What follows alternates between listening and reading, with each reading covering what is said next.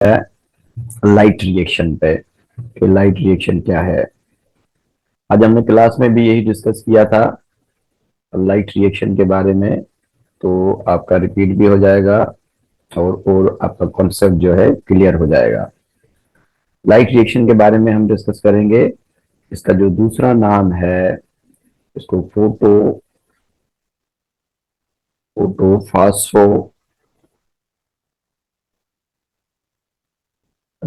कहते हैं। Photo phosphorylation भी इसी को ही हम कहते हैं। तो लाइट रिएक्शन के बारे में हम डिस्कस करने जा रहे हैं। ये जो लाइट रिएक्शन है, इस लाइट रिएक्शन में जो प्रोडक्ट्स बनती हैं, हमें एक एटीपी मिलते हैं, एटीपीज, और हमें NADPH2 मिलते हैं। और लाइट रिएक्शन में carbon dioxide by product release होती है। ये जो एटीपी की फॉर्मेशन है, इस एटीपी की फॉर्मेशन में या हम कहें फोटो फास्फोराइलेशन के, यहाँ पे हमें दो पाथवे नजर आते हैं। लाइट रिएक्शन में दो पाथवे हैं। There are two pathways in light reaction. ये जो टू पाथवे हैं, एक इनके अंदर नॉन साइक्लिक एक इनके अंदर नॉन साइक्लिक पाथवे है और एक इनके अंदर साइक्लिक पाथवे है। साइक्लिक और नॉन साइक्लिक फोटो फास्फोराइलेशन की हम बात करेंगे। तो दो पाथवे हैं हमें नजर आते हैं, एक नॉन साइक्लिक और दूसरा है साइक्लिक फोटो फास्फोराइलेशन। अब इस फोटो फास्फोराइलेशन के अंदर हमें देखना है कि कौन कौन सी चीजें हैं जिसको हमने पहले समझना है। उसके बाद जो है हमने फोटो फास्फोराइलेशन साइक्लिक और नॉन साइक्लिक को देखना है। एक इसके अंदर जो चीज होती है जो हमने अच्छे तरीके से समझना है, उसको हम कहते हैं इलेक्ट्रॉन ट्रांसपोर्ट चेन। ये जो इलेक्ट्रॉन ट्रांसपोर्ट चेन है, ये कैसे बनती है? इसके अंदर कैप्चरिंग क्लोरोफिल मॉलिक्यूल्स होते हैं। ये जो ईटीसी में लिखा है इलेक्ट्रॉन ट्रांसपोर्ट चेन, इसके अंदर light capturing light capturing light capturing chlorophyll molecules होते हैं। प्लस इसके अंदर हमें नजर आते हैं मेम्ब्रेन बाउंडेड प्रोटीन्स। इसके अंदर मेम्ब्रेन के अंदर हमें नजर आती है मेम्ब्रेन बाउंडेड प्रोटीन भी इसी के अंदर नजर आती है। और इसके अंदर एंड इलेक्ट्रॉन कैरियर मॉलिक्यूल्स होते हैं, and it has also electron carrier molecules. और इसके अंदर इलेक्ट्रॉन कैरियर मॉलिक्यूल्स होते हैं। They all together constitute electron transport chain. एक और इसके अंदर चीज होती है जिसको समझना भी बहुत जरूरी है। इसके अंदर फोर मेजर कॉम्प्लेक्सेस होते हैं। फोर मेजर कॉम्प्लेक्सेस के अंदर फोर मेजर कॉम्प्लेक्सेस होते हैं। ये जो फोर मेजर कॉम्प्लेक्सेस हैं, इनमें से नंबर 1 पे आता है फोटो सिस्टम 1, और नंबर 2 पे आता है फोटो सिस्टम 2, और नंबर 3 पे आता है साइटोक्रोम। के अंदर आता है साइटोक्रोम B6F, और नंबर 4 पे आता है एटीपी एटीपी सिंथेस। तो एटीपी सिंथेस जो है एटीपी बनाएगा, वो भी इसके अंदर मौजूद होता है। इसके अंदर जो इलेक्ट्रॉन कैरियर मॉलिक्यूल्स हैं, ये जो इलेक्ट्रॉन को कैरी करते हैं, इन कॉम्प्लेक्सेस के दरमियान जो इलेक्ट्रॉन को कैरी करते हैं, तो इलेक्ट्रॉन कैरियर मॉलिक्यूल एक इनके अंदर प्लास्टोक्विनोन है और एक इनके अंदर आता है साइटोक्रोम। साइटोक्रोम भी इलेक्ट्रॉन कैरियर मॉलिक्यूल है। और एक इनके अंदर आता है, नंबर 3 इनके अंदर आता है प्लास्टोसाइनिन। और नंबर 4 इसके अंदर जो इलेक्ट्रॉन कैरियर मॉलिक्यूल है वो है फेरिडोक्सिन। ये 4 इलेक्ट्रॉन कैरियर मॉलिक्यूल हैं। और ये जो इलेक्ट्रॉन ट्रांसपोर्ट चेन है, इलेक्ट्रॉन के फ्लो को हम कर रहे हैं कि ये इलेक्ट्रॉन ट्रांसपोर्ट चेन है।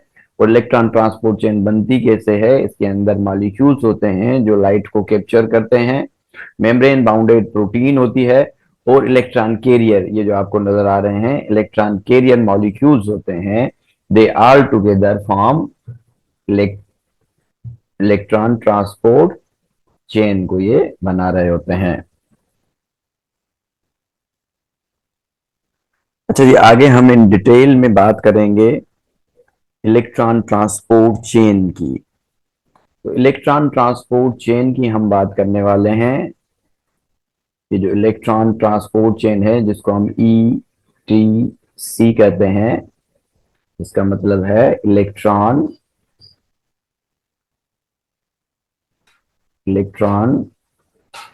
Transport chain. ये जो इलेक्ट्रॉन ट्रांसपोर्ट चेन है इसको हमने देखना है। लाइट रिएक्शन जो है, लाइट रिएक्शन स्टार्ट होता है with photo system 2। Reaction centre 2 से स्टार्ट होता है। अगर रिएक्शन सेंटर को 2 को हम देखेंगे, जिसको हम कहते हैं PS2, फोटो सिस्टम 2, या इसका दूसरा नाम है P680, क्योंकि ये P680 की लाइट को ट्रैप करता है। अब जो ये रिएक्शन है, ये रिएक्शन स्टार्ट होता है फोटो सिस्टम 2 से। तो फोटो सिस्टम 2 का जो रिएक्शन सेंटर है, और इसके सेंटर में जो क्लोरोफिल ए होता है, इसकी कैपेसिटी है कि 680 नैनोमीटर की लाइट को ये ट्रैप कर सकता है। और इसकी पेरिफेरल पोजीशन पे और भी जो है मॉलिक्यूल्स होते हैं, जिसमें ये आ जाते हैं क्लोरोफिल बी और कैरोटीनाइड्स, ये बनाते हैं फोटो सिस्टम 2। फोटो सिस्टम 2 जो है, फोटो सिस्टम 2 का जो रिएक्शन सेंटर है, यहाँ पे इस रिएक्शन सेंटर में क्लोरोफिल ए मौजूद होता है। अब ये जो क्लोरोफिल ए है ये रिएक्शन सेंटर है, और इसकी पेरिफेरल पोजीशन पे एंटीना कॉम्प्लेक्स होता है। जब लाइट यहाँ से जब लाइट हिट करती है, इट मीन्स कि यहाँ से जैसे ही फोटोन गिरता है, तो ये फोटोन जो है एक मॉलिक्यूल से दूसरे मॉलिक्यूल, दूसरे मॉलिक्यूल से तीसरे मॉलिक्यूल, आखिरकार ये रिएक्शन सेंटर पे आके पहुंचता है। और ये जो फोटोन है, इस फोटोन की एनर्जी एब्जॉर्ब होती है फोटो सिस्टम 2 के अंदर रिएक्शन सेंटर पे। अब इस रिएक्शन सेंटर में क्या होता है कि इसके अंदर जो इलेक्ट्रॉन है, इसके अंदर जो इलेक्ट्रॉन मौजूद हैं, ये जो इलेक्ट्रॉन है ये एक्साइट होते हैं। ये इलेक्ट्रॉन जब एक्साइट होते हैं तो ये ग्राउंड स्टेट से एक्साइट स्टेट पे चले जाते हैं। ये जो 2 इलेक्ट्रॉन हैं ये ऊपर एक्साइटेड स्टेट पे चले जाते हैं। और इस एक्साइटेड स्टेट पे, अगर हम एक्साइटेड स्टेट की बात करेंगे, तो इस एक्साइटेड स्टेट पे यहाँ पे प्राइमरी इलेक्ट्रॉन एक्सेप्टर्स होते हैं। यहाँ पे होते हैं प्राइमरी इलेक्ट्रॉन एक्सेप्टर्स। और फोटो सिस्टम 2 का जो प्राइमरी इलेक्ट्रॉन एक्सेप्टर है, इसको हम फियोफाइटिन कहते हैं। यहाँ पे होता है फियोफाइटिन। ये जो फियोफाइटिन है, ये फियोफाइटिन 2 इलेक्ट्रॉन को रिसीव करता है जो कि आए हैं फोटो सिस्टम 2 से। ये 2 इलेक्ट्रॉन इसके पास रिसीव हो जाते हैं जो कि हाईली एक्साइटेड हैं। ये हाईली एक्साइटेड इलेक्ट्रॉन, जब इनमें से एनर्जी जो है कम होती है, एनर्जी जब इसमें से लॉस होती है, तो ये नीचे की तरफ मूव करते हैं और यहाँ पे इलेक्ट्रॉन कैरियर मॉलिक्यूल्स मौजूद होते हैं। अगर आप अपने बुक में देखेंगे तो यहाँ पे plastoquinone, quinone A and B है, मगर हम उसको छोड़ के हम डायरेक्ट बात करेंगे कि यहाँ पे क्या होता है। तो एक इलेक्ट्रॉन कैरियर यहाँ पे मौजूद होता है और उसके बाद ये जैसे ही कम होती जाती है इसके अंदर एनर्जी, तो ये इलेक्ट्रॉन्स एक कैरियर से दूसरे कैरियर के पास मूव होना शुरू हो जाते हैं। तो यहाँ पे 3 इलेक्ट्रॉन कैरियर मॉलिक्यूल्स नजर आते हैं हमें, जो कि इलेक्ट्रॉन्स को कैरी करते हैं। अब यहाँ पे आप देखेंगे तो ये जो इलेक्ट्रॉन है, ये जो इलेक्ट्रॉन से ये इलेक्ट्रॉन आके पहुंचेंगे प्लास्टोक्विनोन के पास। प्लास्टोक्विनोन के पास ये जब 2 इलेक्ट्रॉन पहुंचेंगे, ये 2 इलेक्ट्रॉन, तो उसके बाद ये इलेक्ट्रॉन पास होंगे साइटोक्रोम बी एफ के पास। साइटोक्रोम बी से ये जो 2 इलेक्ट्रॉन हैं ये मूव होके जाएंगे प्लास्टोसाइनिन के पास। तो ये इलेक्ट्रॉन प्लास्टोसाइनिन के पास पहुंच जाएंगे। जिस वक्त प्लास्टोक्विनोन से ये इलेक्ट्रॉन मूव करते हुए साइटोक्रोम के पास पहुंचेंगे, तो यहाँ पे क्या होगा कि यहाँ पे जो एडीपी है, एडिनोसिन डाइफॉस्फेट, इसके साथ मिल जाएगा फास्फेट इनऑर्गेनिक, इसके साथ फास्फेट इनऑर्गेनिक मिल जाएगा और ये यहाँ पे बना देगा एटीपी। तो एटीपी जो है, एटीपी यहाँ पे बन जाएगी। और ये बनेगी कैसे, ये हम केमियो ऑस्मोसिस थ्योरी में देखेंगे कि किस तरीके से साइटोक्रोम एटीपी बनाता है।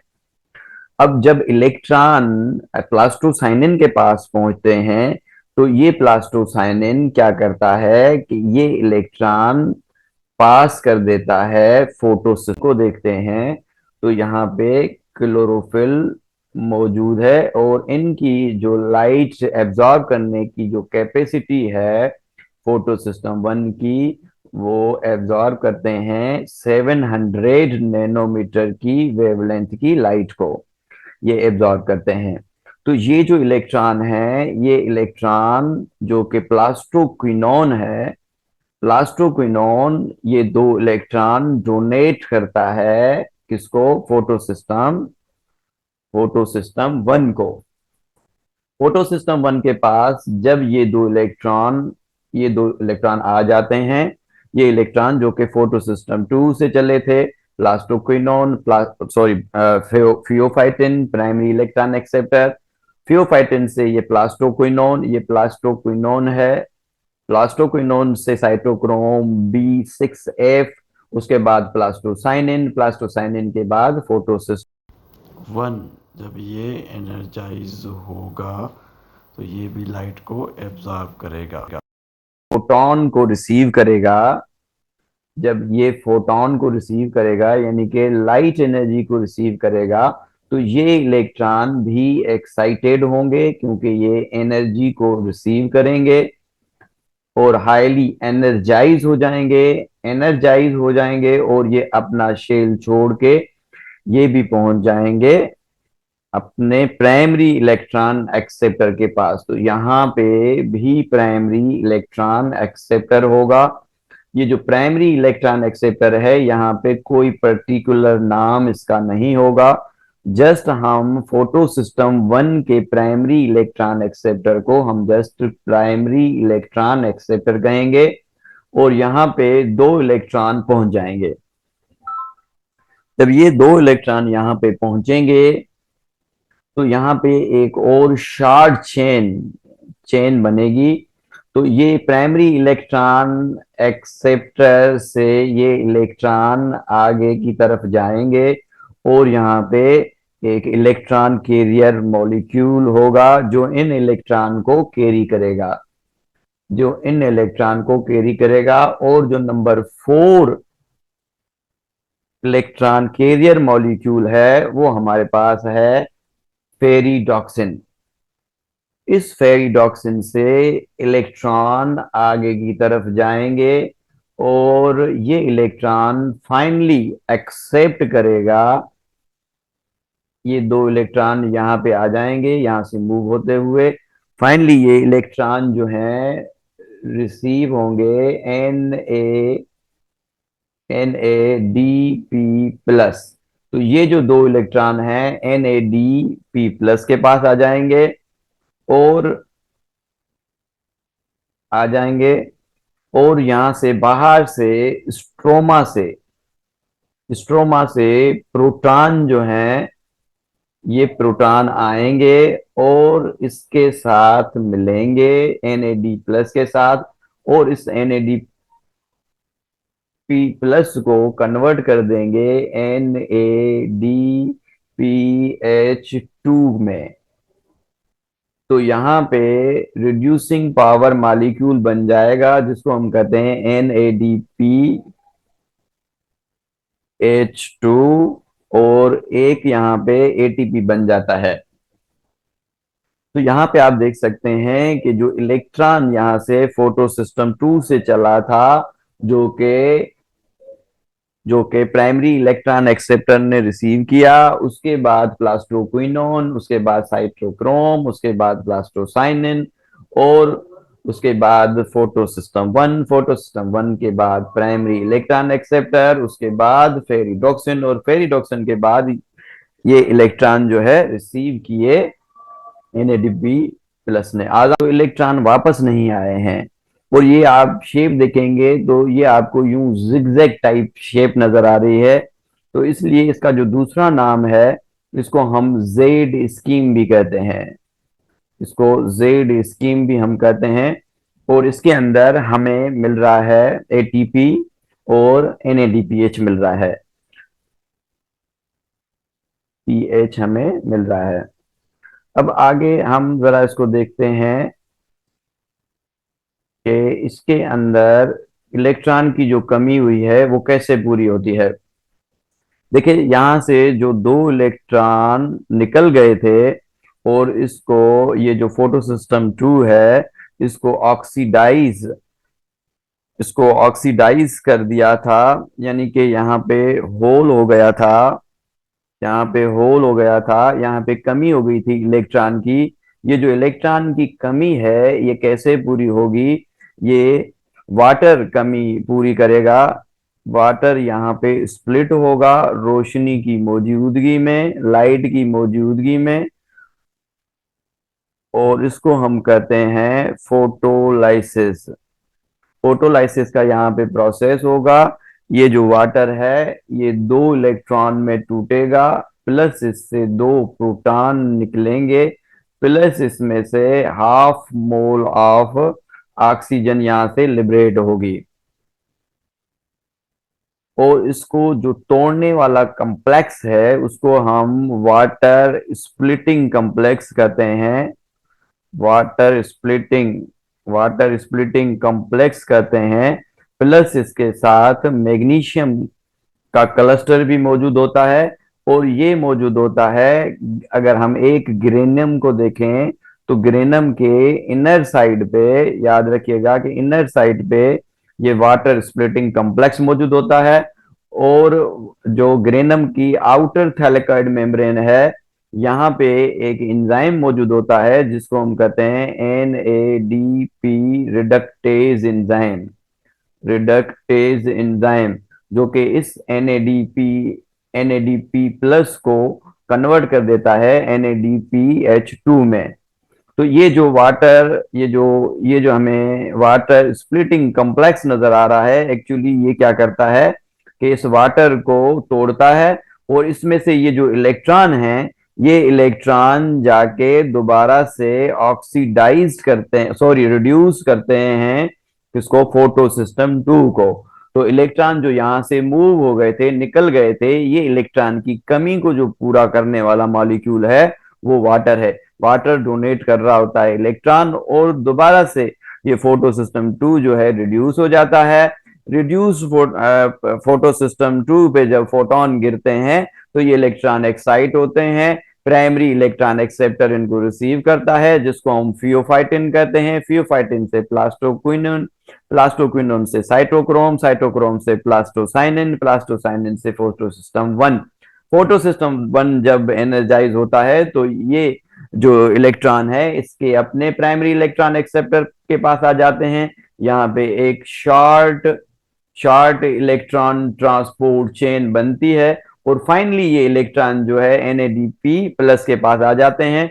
और एनएडीपी प्लस जो है ये प्रोटॉन रिसीव करता है, कहां से? स्ट्रोमा से रिसीव करता है। और एनएडीपी रिडक्टेज एंजाइम की मदद से ये एनएडीपी प्लस चेंज हो जाता है एनएडीपी H2 में। अब हमें एक बाकी एक टॉपिक रह गया है, इसको देखते हैं, जिसको हम कहते हैं केमियोस्मेटिक, या इसको हम कहते हैं केमियोस्मोसिस थ्योरी। केमियोस्मोसिस थ्योरी कहते हैं, या इसको हम हाइपोथेसिस भी कहते हैं।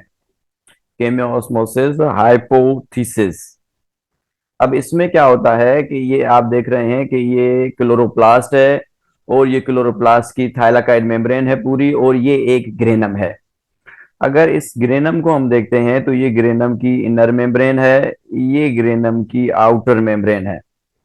इस इनर मेम्ब्रेन को जब हम देखते हैं तो ये जो इनर मेम्ब्रेन है एक्चुअली फास्फोलिपिड की बाइलेयर से बनी हुई है। यूं फास्फोलिपिड की बाइलेयर से, तो यहाँ पे फास्फोलिपिड की बाइलेयर बनती है। टाइम कम है, जल्दी जल्दी बना रहा हूं मैं। तो ये जो फास्फोलिपिड की बाइलेयर है, ठीक है, इसमें फोटो सिस्टम वन और फोटो सिस्टम टू मौजूद होते हैं। अगर आप अपने बुक के पेज नंबर 79 पे देखेंगे तो कुछ इस तरीके से ही बना हुआ है। तो यहाँ पे हमें नजर आता है कि इस जगह पे फोटो सिस्टम टू मौजूद है, यहाँ पे फोटो सिस्टम टू मौजूद है। 10 मिनट रह गए हैं बाकी, ठीक है। और फोटो सिस्टम टू के बाद यहाँ पे प्लास्टोक्विनोन है। प्लास्टोक्विनोन जो है, प्लास्टोक्विनोन चेंज हो जाता है प्लास्टोक्विनोन एच में, क्योंकि ये प्रोटॉन प्रोटॉन लेता है कहाँ से? स्ट्रोमा से। और उसके बाद ये जो प्रोटॉन है, ये प्रोटॉन जो आ रहे होते हैं, यहाँ पे साइटोक्रोम बी एफ कम्प्लेक्स मौजूद होता है इस जगह पे। साइटोक्रोम बी एफ कम्प्लेक्स मौजूद होता है यहाँ पे। ये जो, कलर चेंज कर दूं मैं, एक मिनट। ये जो हाइड्रोजन यहाँ पे आया है, कहाँ से आया है? स्ट्रोमा से। इसके बाहर स्ट्रोमा है, स्ट्रोमा से ये जो आया है प्लास्टोक्विनोन ने रिसीव किया है, प्लास्टोक्विनोन चेंज हो गया है प्लास्टोक्विनोन एच। ये जो एच है ये साइटोक्रोम के बेस से अंदर आएगा, किसमें? ल्यूमेन में। ये आ जाएगा ल्यूमेन में, lumen of the granum. Granum के ल्यूमेन में ये प्रोटॉन, ये जो प्रोटॉन है ये आ जाएंगे। ये आएंगे कब? जब यहाँ से ये जो इलेक्ट्रॉन है, ये इलेक्ट्रॉन पास होंगे प्लास्टोक्विनोन के पास। प्लास्टोक्विनोन से ये इलेक्ट्रॉन साइटोक्रोम बी एफ के पास पहुंचेंगे, और साइटोक्रोम बी एफ से ये पहुंचेंगे प्लास्टोसाइनिन के पास। और प्लास्टोसाइनिन ये जो दो इलेक्ट्रॉन है ये दे देगा जो नेक्स्ट हमारा फोटो सिस्टम मौजूद है। नेक्स्ट जो फोटो सिस्टम है, photo system one. Photo system one यहाँ पे मौजूद है। फोटो सिस्टम वन जो है, photo system one in electron को रिसीव करेगा। ये दो इलेक्ट्रॉन यहाँ पे आ जाएंगे, ये फोटो सिस्टम वन है। फोटो सिस्टम वन जब लाइट को एब्जॉर्व करेगा तो ये फाइनली ये मेम्ब्रेन के बाहर एक NADPH रिडक्टेज एंजाइम लगा हुआ है। तो फाइनली यहां से क्या होगा कि ये जो इलेक्ट्रॉन है, ये इलेक्ट्रॉन जाएंगे किसके पास? NADP प्लस के पास। ये दो इलेक्ट्रॉन आ जाएंगे। अब प्रोटॉन जो है, प्रोटॉन ल्यूमिन के अंदर इकट्ठे होते रहेंगे। एक तो स्ट्रोमा से आ रहे हैं, बाहर की तरफ यहाँ पे स्ट्रोमा है, ये स्ट्रोमा है। और ये मेम्ब्रेन में पूरी बना दूं यूं, ये इनर मेम्ब्रेन है और ये आउटर मेम्ब्रेन है, ऐसे समझें आप। ये आउटर मेम्ब्रेन आ गई, ठीक है, और बाहर इसके स्ट्रोमा है। अब ल्यूमिन में ये जो प्रोटॉन है ये रिजर्व हो रहे हैं। ल्यूमिन को रिजर्वर ऑफ, जो ल्यूमिन है किसका, ग्रेनम का, इसको रिजर्वर ऑफ प्रोटॉन कहते हैं। अब एक प्रोटॉन यहां से आ रहे हैं, साइटोक्रोम भेज रहा है ल्यूमिन के अंदर। एक इनर मेम्ब्रेन में, ग्रेनम के इनर मेम्ब्रेन में, यहां पे हमें वाटर स्प्लिटिंग कॉम्प्लेक्स नजर आता है। ये वाटर स्प्लिटिंग कॉम्प्लेक्स है। ये वाटर स्प्लिटिंग कॉम्प्लेक्स क्या करता है, इस वाटर को स्प्लिट कर देता है इलेक्ट्रॉन के अंदर, प्रोटॉन के अंदर, और इससे प्रोटॉन, दो प्रोटॉन निकलते हैं और इससे हाफ मोल ऑफ ऑक्सीजन निकलती है। अब ये जो इलेक्ट्रॉन है, ये इलेक्ट्रॉन तो चले जाते हैं, जाके रिड्यूस करते हैं फोटोसिस्टम 2 को, मगर ये जो प्रोटॉन है, ये प्रोटॉन यहाँ पे स्टोर हो जाते हैं, रिजर्व हो जाते हैं। अब ये जो प्रोटॉन है, प्रोटॉन की कंसंट्रेशन, इनकी कंसंट्रेशन ल्यूमिन के अंदर हाई हो जाती है as compare to stroma. Stroma के कंपेयरिंग में ये जो प्रोटॉन है, प्रोटॉन की कंसंट्रेशन ल्यूमिन के अंदर बहुत ज्यादा होती है। इसको हम इलेक्ट्रोकेमिकल ग्रेडियंट कहते हैं कि ये जो आयंस की कंसंट्रेशन है चेंज हो गई है, ल्यूमिन के अंदर जो प्रोटॉन है उसकी कंसंट्रेशन बहुत ज्यादा हो गई है। अगर हम अगर हम इसको देखते हैं तो प्रोटॉन की कंसंट्रेशन यहाँ पे ल्यूमिन के अंदर हाई है और स्ट्रोमा के अंदर लो है। तो अब ये जो प्रोटॉन है, ये प्रोटॉन बाहर निकलेंगे, ल्यूमिन से स्ट्रोमा की तरफ जाएंगे, और ल्यूमिन से स्ट्रोमा की तरफ जाने के लिए इनके पास एक ही रास्ता है, वो रास्ता है एटीपी सिंथेज। एटीपी सिंथेज के दो हिस्से हैं, एक एक है F0 और एक है F1। तो इसको हम कहते हैं, ये चैनल होते हैं, इसको हम कहते हैं एटीपी सिंथेज चैनल। ये जो एटीपी सिंथेज चैनल है, यहां से प्रोटॉन जो है हायर कंसंट्रेशन से लोअर कंसंट्रेशन की तरफ मूव करेंगे। जब ये यहां से मूव करेंगे तो ये क्या करेंगे कि यहाँ पे ये एनर्जी देंगे, और ये जो एनर्जी है, इसकी एनर्जी की वजह से यहाँ पे क्या होगा, ये प्रोटॉन बाहर आ जाएंगे, और इसकी एनर्जी की वजह से क्या होगा कि एडीपी, एडिनोसिन डाइफॉस्फेट के साथ फास्फेट इनऑर्गेनिक मिल जाएगा, और ये चेंज हो जाएगा एटीपी में। तो यूं हमें एटीपी मिल जाएगी, और जो कि एटीपी सिंथेज बना रहा है। अब ये जो प्रोटॉन है जो कि कहाँ पे है, स्ट्रोमा में है, ये प्रोटॉन जाएंगे और जाके मिलेंगे हमारे इस NADP के साथ। ये जो NADP है ये कन्वर्ट हो जाएगा अब NADPH2 में, कन्वर्ट हो जाएगा। तो यूं इस तरीके से इसको हम कहते हैं cameo osmosis theory. Cameo osmosis theory के अंदर किस तरीके से आपने देखा कि कैसे जो प्रोटॉन की कंसंट्रेशन ल्यूमिन में बढ़ती है। ये जो मैंने पूरा आपको दिखाया, ये ग्रेनम है एक, और ये ग्रेनम का ये जो स्पेस है, इस स्पेस को हम ल्यूमिन कहते हैं, और ये रिजर्वर है, it is a reservoir of proton. Reservoir है किसका, प्रोटॉन का। तो यूं जो है एटीपी और NADPH बन जाते हैं, और ये नॉन साइक्लिक फोटोफास्फोराइलेशन है। कल हम इंशाल्लाह साइक्लिक फोटोफास्फोराइलेशन को पढ़ेंगे। अगर आपका कोई सवाल है तो आप पूछ सकते हैं। Thank you so much sir.